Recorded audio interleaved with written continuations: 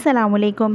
آج معاشرے میں جو خرابیاں پھیل رہی ہیں اس کا ایک سبب یہ بھی ہے کہ ماں باپ شروع میں بچوں کو بہت ہی لاڈ پیار اور محبت سے رکھتے ہیں اور ان کو کسی حرکت پر روک ٹوک نہیں کرتے۔ پھر جب وہ بگڑ جاتے ہیں اور ماں باپ کے لیے مصیبت بن جاتے ہیں تو پھر وہ روتے ہیں۔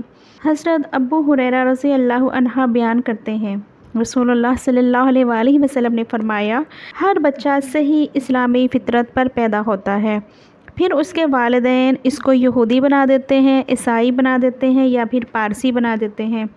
یعنی بچہ جس ماحول میں پلتا بڑھتا ہے وہی رنگ اس پر چڑھتا ہے۔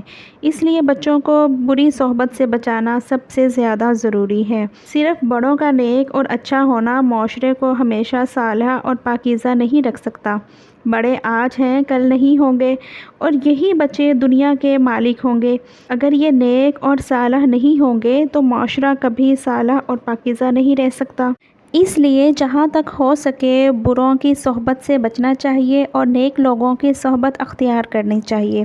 خصوصاً بچوں کو بری صحبت سے بچانا بہت ہی ضروری ہے، ورنہ لاؤبالی پن کی وجہ سے وہ اپنی عافیت خراب کر بیٹھیں گے اور معاشرے کے لیے مصیبت بن جائیں گے۔